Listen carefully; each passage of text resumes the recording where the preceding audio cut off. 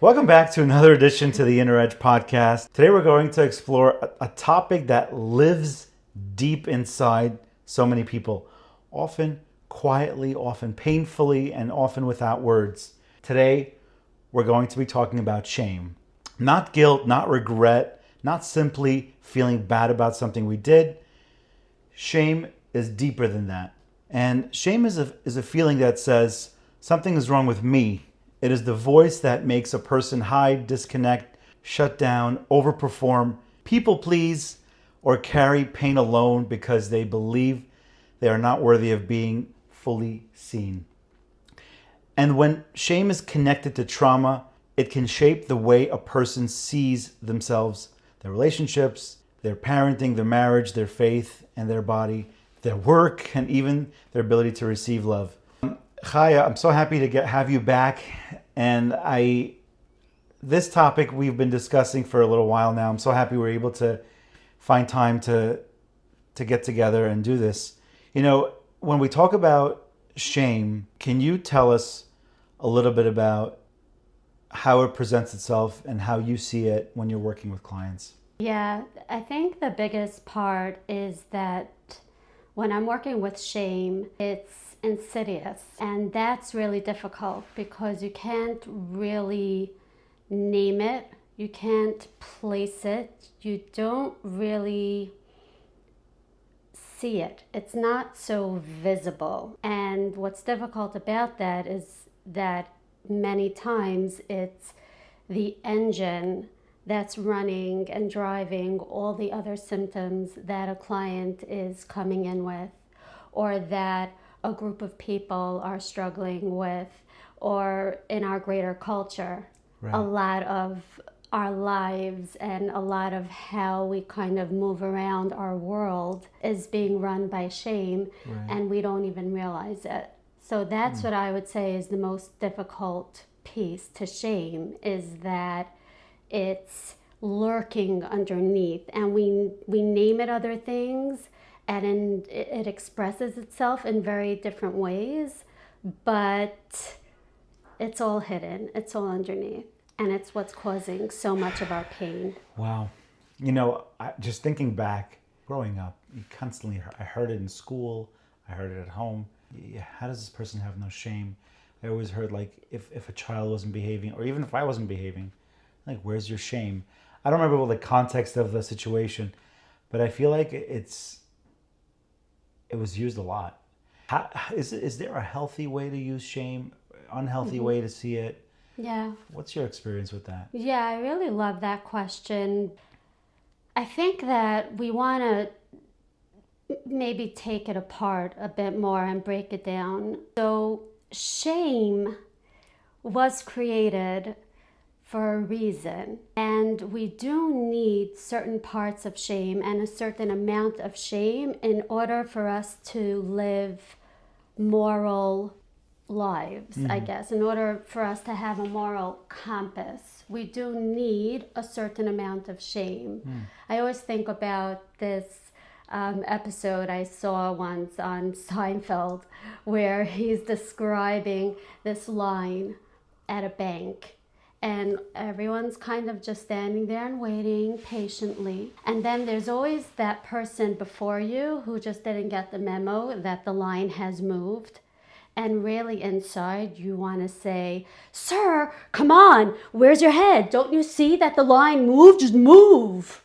Right? But no one does that. Instead, we sit there and we go, "Oh, I think it moved." Right. Right? And those are the positive parts of shame, where it's a moral regulator, it's a social regulator, it's a behavioral regulator. Yeah. And so we do utilize shame to keep our world safe and to keep our world moral. I love that. Right? Yeah. And that, in a way, is justified shame. Those are the places where it's correct. The places where it starts going wrong and it starts to become such a source of pain and suffering is when we project justified shame. Whoa. Onto people.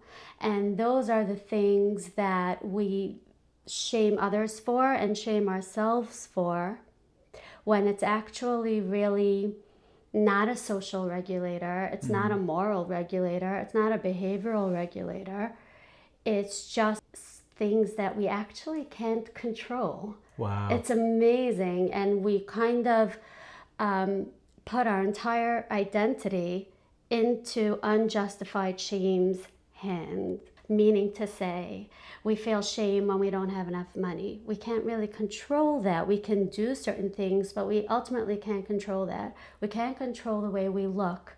We put such an emphasis on looks, especially today's days, more and more and more. We put such an emphasis on our background, our place in the family, our place in the community, prestige. We put a tremendous emphasis on academic achievement, social achievement. Again, all of these things that we cannot control, and we put such an emphasis on it, and it's all unjustified. Is it, I'd love to unpack that a little Sure. more. Is it unjustified shame, or is that a combination of the shame with, comparing yourself to other people, or keeping up with the Cohens, or keeping up with other people, or does that work together? It's all kind of interrelated. It's a very good question. This the comparison Exactly. trap, Yes. right? Yes. From what I've read and from what I understand, the way we're wired, I always talk about wiring, but the way we're wired, first and foremost, what our brain wants for us is, its first job is safety, first and foremost. Yeah. And so one of the ways that human beings keep themselves safe is by staying in a milieu, staying in a community. Right. We can't be alone. We're not wired to be alone. Almost in the same way that wolves run in a pack, elephants run in a herd, right? And if we think about those mammals for a second that don't have the higher level thinking or the capacity to self-reflect, right. If one of theirs is actually acting differently or is not up to par in terms of their physical abilities, the mother can sometimes reject the baby. Really? Wow. And then the entire pack or the entire herd will actually reject that baby. And then they're left on their own to their own devices, and then they're just left out, exposed to the elements. So there's a real primal part to shame, because hey, if I'm left out to the elements, then what's going to be? Right. So not safe. You're don't not feel safe. Yeah. And then, okay, so my survival is at stake. Yes. Right? So when I'm busy sitting here kind of going, okay, well, our looks and our money and our prestige and our academic achievement, it's unjustified shame, so we just shouldn't feel it. What I might not be validating when I say it is that we are wired to be part of a bigger milieu, to be part of a community. Right. And if anything starts being different about us, our survival instincts kind of really kick in, and we go into the fight, flight, freeze, fawn. Wow. Right? Fight or flight, yeah. freeze and fawn. And then the fawn, And which they always talk about. So the fawning is the people-pleasing aspect, right? So what happens is that I think our survival instincts kick in, and we forget for a minute that we have a higher level within our brain capacity to slow down and reflect and say, 1 minute, just because I'm different, just because I'm not adding up, just because my life is going differently, am I truly in danger? And I'm not saying that it's not painful or lonely to be different in any capacity, academically or your place in life or whatever's going on. But it's not dangerous, but yet as a community and as individuals, we react as if it is dangerous. Yes. So then you asked about the fawning. Yeah. Fawning is very often people with, I would say, with a bit of a sophisticated way of thinking. Still, it's still kind of coming from a brainstem reaction of survival instincts, but there's some capacity there for a baby, literally a baby and a toddler or a child, to think things through with their parents and to say, hold on 1 minute. Fighting won't really be that great. They might not like me that much. Again, parents liking us when we're babies is a big deal because, again, our survival depends on that. I can't fight. There's no way that I can run away from this situation. Right. Many times fawning does overlap with freezing. We kind of freeze. Oh. You ever notice somebody who is misbehaving, or it could be a child or even an adult is doing something, and then they're kind of like, they feel that shame or they feel that level of embarrassment, and instead of like having the appropriate reaction, they completely laugh. And is that part of fawning? I don't even think that that's part of fawning, interestingly. I think that that is the nervous system kind of being caught and exposed. And the nervous system is kind of, I think, just sending out these chaotic signals.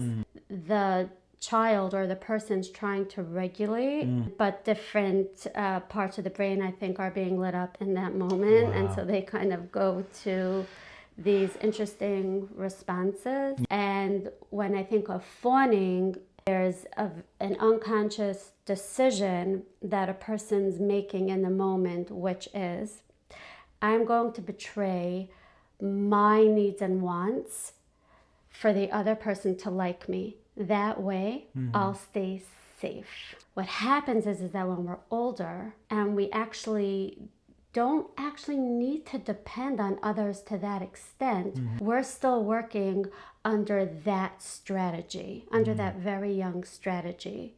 And it almost feels dangerous to us if someone doesn't approve of us.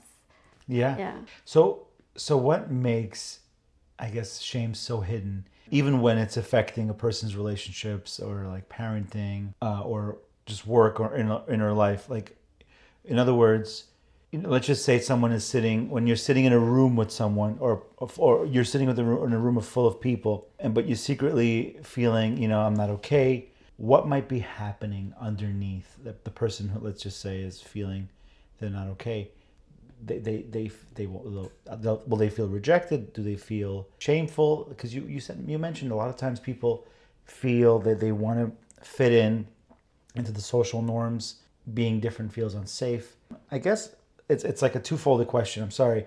What I meant to say is, if you're working with a client that is feeling completely not safe, shameful about being a little different, how does one break that pattern? It could be it's a cyclical pattern that maybe the parents gave that person that stress, or the society, or other biases. I'm just curious to know if you have any advice in that area. I think what you were asking in the beginning is why is shame so hidden? That's it. Yeah. Why?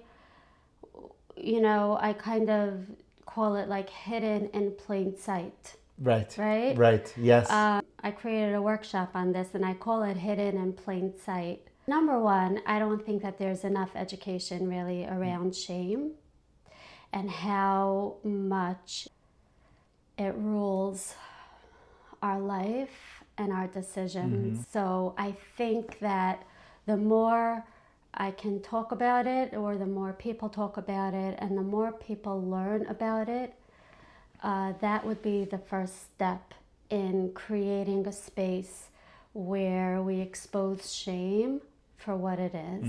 That's number one. So there's education. Yeah, education. Like, we don't know what we don't know. Yeah. Basically. So that's the first part. And then the second part is, in terms of why shame is so hidden, is because who is out to expose the most damaged parts of themselves. Right. The very nature of shame is Wow. secrecy. Yeah. Nobody wants to expose their dirty laundry, right? Nobody wants to show that. Or what we're calling dirty laundry, unjustified shame, right? Uh-huh. Like, why are so many things called under the dirty laundry List. Right. list, Right. That's a great question. Yeah. right? Yeah. Why are we so full of shame around that? I'd love to unpack that with you. Yeah. That's the biggest, to me, that's the biggest piece, because when I think about the different struggles that people are encountering within themselves and parents are encountering within their relationships with their spouses or their relationships with their children, again, it's driven many times by shame, and either feeling that there are things about them that are so shameful, or things about their family that's so shameful. And again, when we're feeling shame, we're not feeling safe, and we're working out of our survival instincts, or we're working out of protectors that shield us from the very uncomfortable sensations and feelings that our survival instincts put us into. That's what's so difficult, because I always think, well, take for example a couple that doesn't have a child 1 or 2 years after they get married. 2 years already is like, people start getting really scared. Yeah. Almost to the point where people literally feel like they're in danger. Yeah. If we were to take away the shame aspect of that, would that problem be as painful? Would they be suffering as much? I don't think so. And so whenever someone's suffering from a problem, I mean, I dare say when we're suffering from a problem in our community. Right. And at large. Yeah. There are communal pressures. It's a double whammy. Yeah. Which is the actual problem, and now we layer it on the shame. And so there's so much suffering that's just senseless and needless. You feel it's self-inflicted. I think as a community, we're self-inflicting it, and then we're inflicting it on others. Wow. And so much of what gets processed here is actually not even the core suffering that the person's going through because of the actual problem. Or many times the actual problem would not cause suffering. It would just be a problem that a person has to deal with. And many times people are good at dealing with their problems. That's the nice part of being human, is that we were given the ability to adapt. Yeah. But what's left over is this huge, like you said, this communal pressure and shame. And that's what's paying me the big bucks here, if people really want to know. Wow.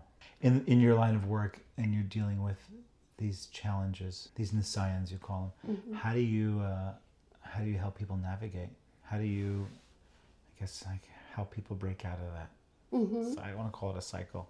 It's really a cycle, and it keeps, feeding each other, and it's always up to the one individual to decide that they're not going to live under the guise of shame anymore, that they're going to step away from that, where they're just going to choose to deal with the initial pain that they have, because human beings have pain. It's just part of life. Yeah. But they're not going to take on the suffering, the painful suffering of shame.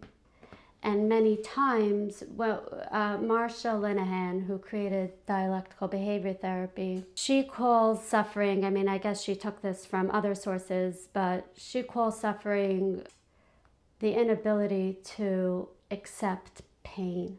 And many times the reason why we can't accept pain, and we do so many things and expend so much energy not accepting an actual nisayon, or fighting against it, versus using that energy to problem solve around a nisayon, or to think differently around a nisayon, or to actually build something beautiful from that problem. We're busy expending tremendous energy and not accepting the problem, because if we actually accept it, then I'm going to accept the shame burden that comes along with that.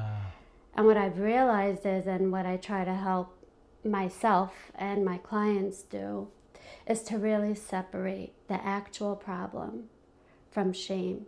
In addition, to help the client problem solve and use skills to tackle the problem and to approach the problem from a place of safety and effectiveness versus from a place of shame.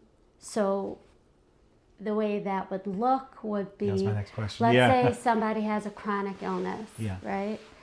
And what I would like is that instead of expending energy on constantly hiding it and being secretive about it and making sure that nobody knows about it, again, that's unjustified shame. You can't control many times if you're going to have an illness or not, or if you're going to be healthy or not. I'd rather you spend the time creating a life worth living around that, making sure that you're taking care of yourself, making sure that you're following a regimen and spending time taking care of yourself so that you can be your best self, versus using your limited capacity and energy to constantly hide and be secretive. Or if you're going on a trip to, like, you know, take your child's medication and cover it up in like 4 bags and put it in the back of the fridge, or like, or tell the child, you know, don't, if you're not feeling well, just quietly come to me, don't tell anyone, or things like that, right? Or with any other problem that someone has is, can we accept it? Can we make our children comfortable? Can we make ourselves comfortable? Can we just be and use our limited energy in that capacity versus, number one, fighting against whatever problem we have because we're afraid it's going to bring shame, or 2, actually not taking care of the problem, which over the years can grow exponentially in its own ways because we were so controlled by shame.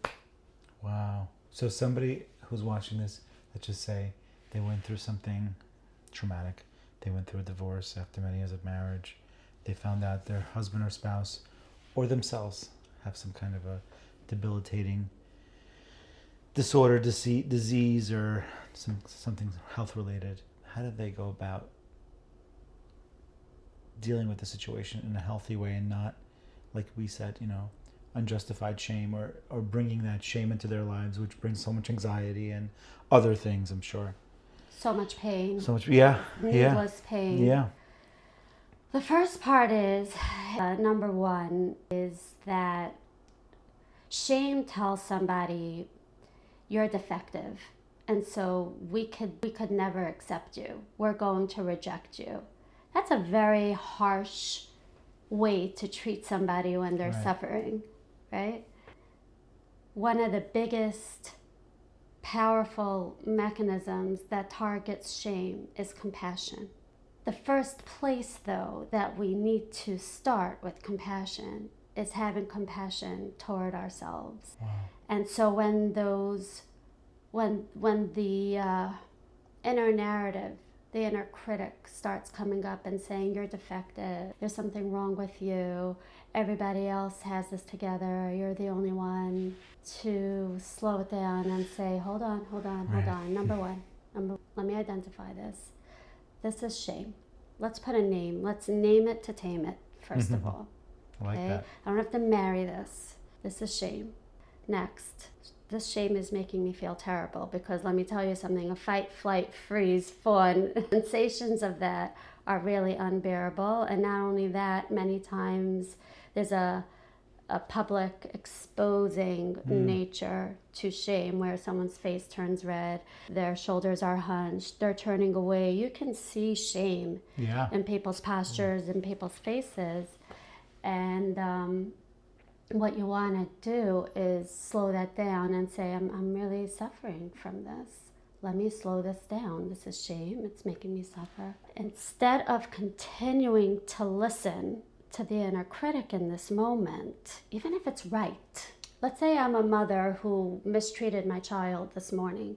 I was anxious, I was angry, life is hard. I mistreated them. Okay, instead of sitting there going, I'm the worst mother ever, which is just going to kind of feed that cycle, that loop, and make you more resentful and more angry. Slow it down and say, okay, 1 minute. This is shame. I'm experiencing the sensations of shame. Even if the inner critic is correct, it's not effective for me to listen to this right now. Wow. Let me jump out of this. Let me jump out of this system and treat myself with compassion. It's the first line of defense. It helps you breathe. It helps you calm down. Regulate, self-regulate. That's right. And then once you're calm, you're not in fight and flight anymore, and you can start engaging your higher cortical thinking and your prefrontal cortex, and you can start using better decisions, better planning, better executive functioning around. Wow. I appreciate the fact that you're not gatekeeping all these amazing tools from myself, from other people watching. Yeah. I think it's really important and educational and purposeful. And I think going forward, at one point, you and I need to sit down and do you called the, what was the name? The protectors? We need to do that. Yeah. I'm sorry, you called it the hidden, it's the hidden in plain sight PowerPoint where we go through shame, and this way people will view it. We'll go step by step. We'll do a part 2 on that. I will as well put this in the show notes so people can access it. One of the things I meant to ask you was about trauma, abuse, and silence. When a child is hurt, not believed, or forced to pretend nothing happened. What does that do to their sense of self? Because I spoke to a parent just yesterday. A parent called me up and they said, can you assist me? My child's been out of school. My 6-year-old child got kicked out of school. And I said, what happened? They were being bullied. And all they did was they took that, they were silent for a while. They weren't believed by the teachers. And they were being bullied by a child who was double their age. And eventually, I guess they acted out because of being bullied, and they were thrown out of school indefinitely for over a year. So I guess the question is, it's so hurtful to this child. This child did nothing wrong, really. I don't think the child's not being believed.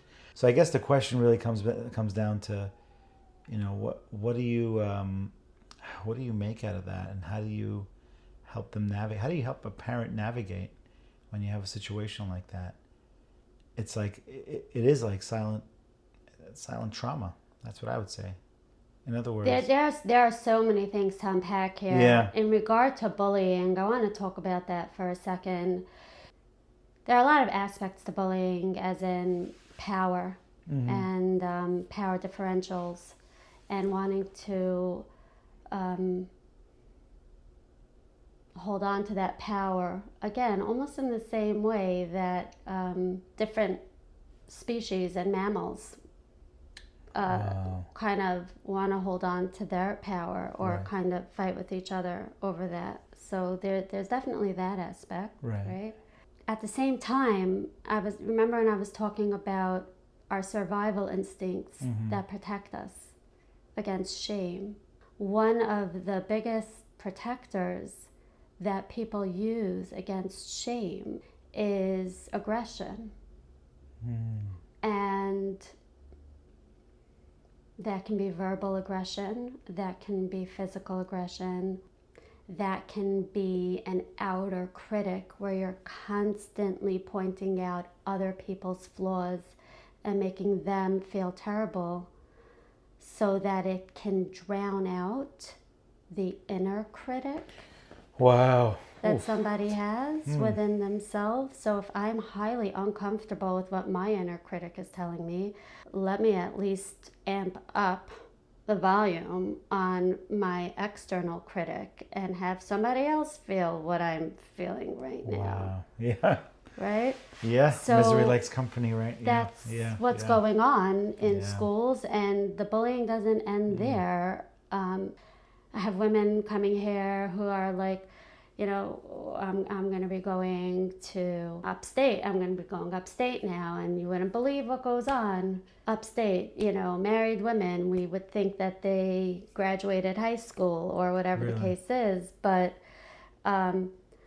there's a lot of insidious. We do it differently. We do it in a more sophisticated way, but there's a lot of kind of backstabbing or certain people who kind of like are climbing the social ladder and create a certain atmosphere or create kind of like these social rules or norms, and they're very powerful, and people feel left out, and people feel rejected or are made to feel that way. And so it's something that, again, some of this is, I would say, human nature, but I think we have to do better than that, because Hashem did give us bechira, and we could choose to do better and reflect.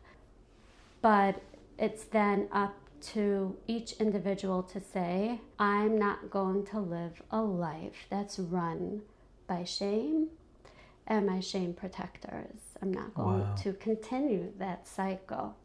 So in regard to this problem, when I think about it and I want to apply these concepts, why isn't a school believing a child?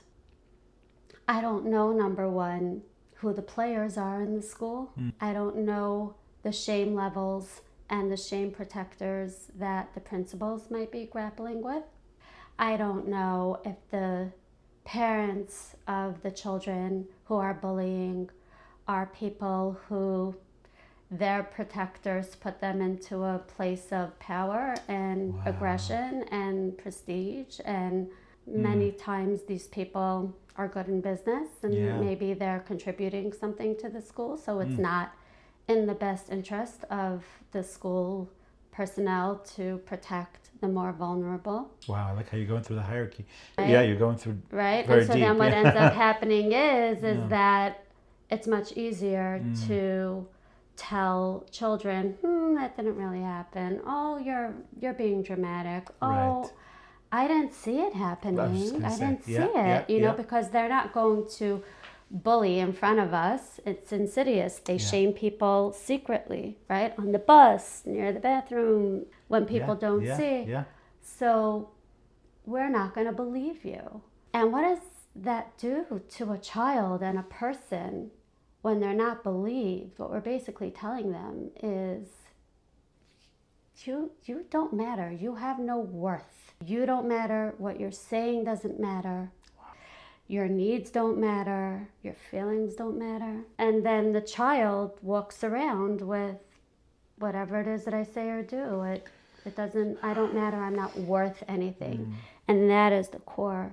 Yeah. I'm sure that shatters their self-esteem, and it's they get really fragmented almost. They develop, I was talking about protectors, and it's almost like these are the people that many times that when you meet them, you're meeting only one part of them. Many times they almost develop different personas or different personalities for different situations. Yeah, because they need to protect themselves, and they have no central way of knowing themselves. They have no sense of self. They don't know who they are, because when we're little, our sense of self is externalized. We're looking at everybody else to see who we are. And then if these are the messages we're getting, there's no way we can really get a proper sense of self to know who we are. Well, it's two things. Number one, we're getting a negative sense of self from other people. But two, if our sense of self is going to be dependent on what other people say, the way we feel about ourselves will be fragmented amongst different people, different situations. We're outsourcing that instead of saying, who am I? What are my likes? What are and dislikes? What are my needs? What are my strengths and weaknesses? What actually matters to me? Right. You know, versus. Wow. Yeah. How do you? Wow. I guess the question is, how do you? If you're seeing that child here, that 7-8-year-old child, and you would like to give them, if you'd like to connect with them, give them skills for life, and get them through that hurdle, how would you go about that? It's two parts. I start with the parents. and I start with the parents' regulation. And I want that if school wasn't a safe place, can they at least make home a safe place? But many times the parents have been through their own trauma many times. Right. And there's just a lot more many times that's going on within a context of bullying. Yes. Sometimes yes, sometimes not, but that's what I see. And I work with the parents to return the shame and return the blame to where it belongs, not to take that on, and to strengthen themselves and say, we know ourselves, we know our child, we're going to be compassionate to ourselves that this is happening, and then we're going to extend our compassion to our child. And we're going to have the child at least feel held and not alone, and that he can come and tell us anything, and that we can handle his suffering versus him understanding from a very young age of, my parents can't handle my suffering, they feel too bad, and then keeping it even more to himself. So be their safe place. Yes. Do your own work so that your children can at least come to you for safety. So that's number one. And then two, I would have the parents kind of share with their child that, we know what's right and we know what's wrong, and we can feel good about who we are and what we are and how we act, and we can feel safe around that. And we don't take on what other people think of us or what other people tell us. That's their problem. We give it back. And when a child hears that, that strengthens them. So much of this boils down to a parent's healing, a parent's health, and parent's modeling. Then when I'm working with the child, number one, of course, I extend a tremendous amount of care, kindness, love, compassion, first and foremost. It has to ooze out of every pore, and it needs to be part of the energy in the room. That's number one. Wow. And then I hope that they can extend that to themselves. Number two, I really validate their feelings so that they understand their feelings matter, and that I want to hear every word they say. That's a real antidote to shame. Validation. Validation is key. It also regulates them. Yeah. And also they feel seen, right? They feel seen. And so that they should want to feel seen. Yeah. And not exposed, because, being seen and accepted versus exposed and rejected, two very different things, right? So seen, and then I try to teach them that they can give themselves the empowerment that they need. It doesn't need to be outsourced to somebody else. And then many times these children are missing social skills or a way of being that kind of makes them get picked on. They're a prime target. So there are a lot of different things that I try to help them do to help them deal with the bullies. So that's social skills, emotion regulation skills, so that they don't kind of give the bully more energy and more entertainment to continue hurting them. And also I try to actually help them have like an easy manner and a sense of humor to kind of like create a lighter situation, or to take the power out of what the bully is doing. So if you're just kind of saying, oh yeah, you're telling me that I'm dumb or that I smell, it's true, I haven't showered in a week. You're right. You're disengaging. Or you smell great all the time. It's good for you. What soap do you use?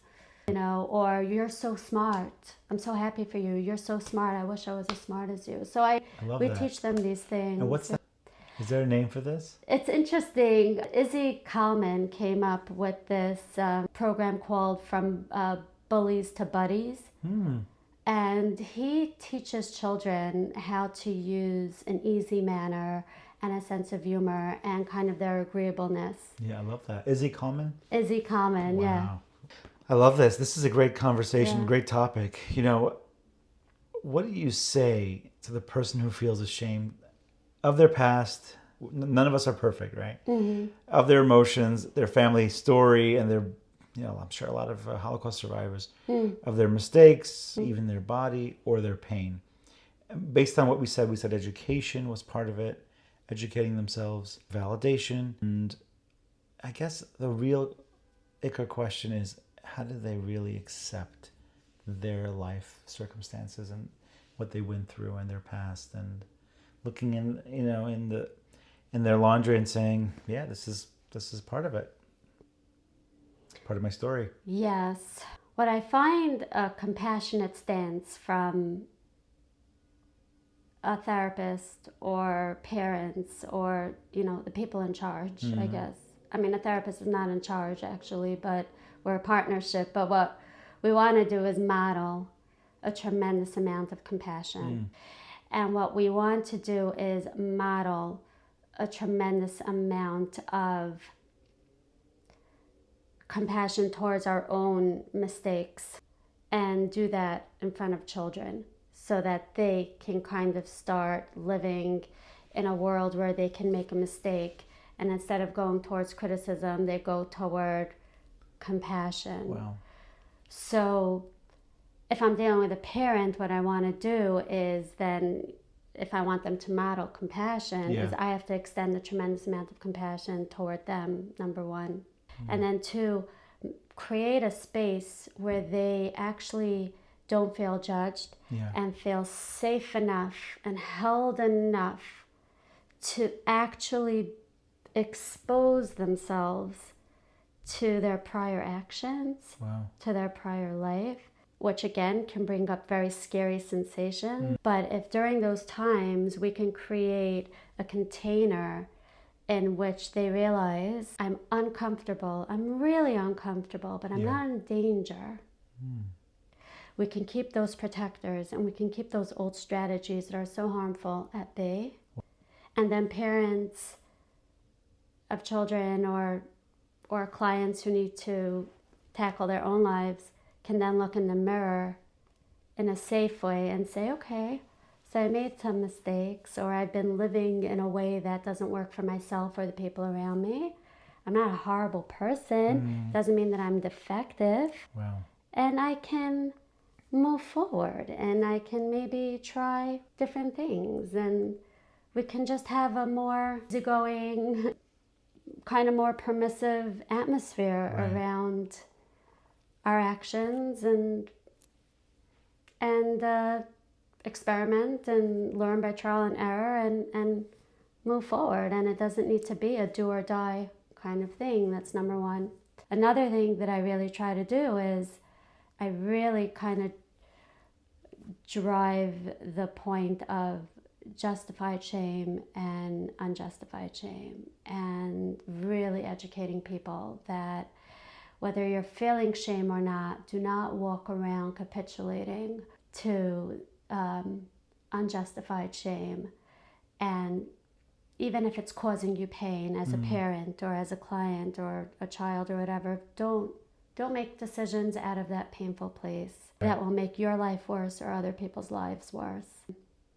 Do what's good for you. Live a life in which shame is only a moral regulator and not something that makes you compare yourself to others in ways that actually do not matter, and we weren't created for that. And I think it actually takes us away from our tafkid. So I talk about that a lot. And I had a mentor that I did group supervision with for a long time, and what he used to say is, I always tell my clients, I don't want you to suffer from shame. I don't want you to feel shame, of course. Right. But I want you to be someone who could withstand shame. Wow. I love that. Right? That.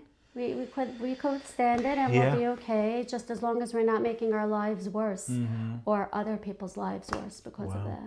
It's beautiful. Thank you so much. My I'd pleasure. love to do a part 2 with you on going through all parts of your PowerPoint. Sure. And provide everyone we'll probably do that one on Zoom. Yeah, it's you're right, because there's so much information, and we can definitely do it on Zoom. But what I want people to think about is,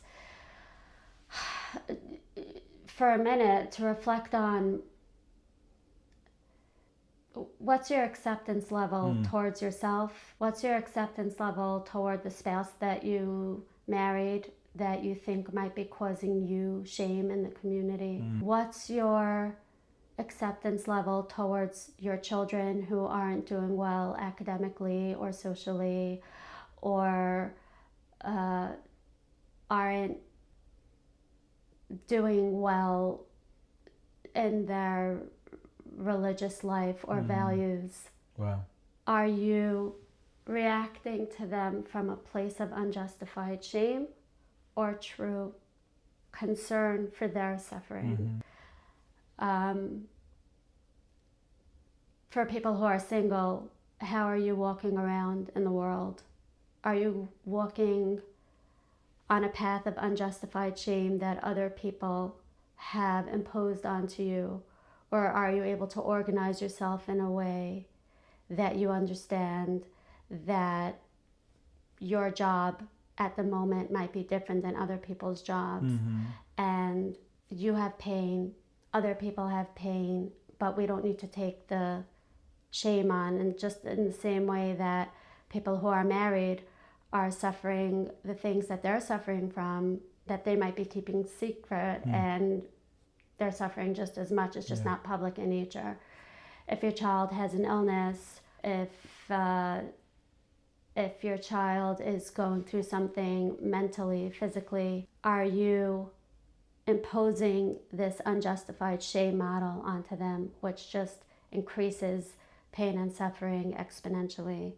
So let's all reflect on how we're living our life, and is it coming from this model of unjustified shame? Which, again, I'm not judging it. Like I said, it's coming from a place of survival. But Hashem gave us a brain, and He gave us the ability to reflect and to increase our capacities.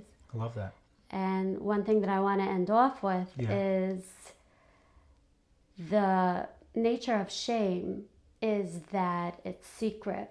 So Brene Brown says that if I take a petri dish, let's say, and I combine shame with secrecy, shame grows exponentially. So now, instead of a child having a disorder, with their mental health or their academics or physical health, we're adding on this burden of secrecy and telling them, you're so defective, you have to keep it a secret. Let's tuck major parts away from you away. Wow. Shame grows exponentially. But if we combine secrecy with compassion, so if we say, no, I'm not going to put secrecy together with shame, I'm going to meet shame with compassion, shame actually can't survive. And that's where we want to go. Replace it. Yeah, I love that. Yeah. Thank you so much. My pleasure. And I'm looking forward to continuing this for a part 2 series. Yeah. Awesome. Thanks a million. Where we can give more education. Yes. Okay.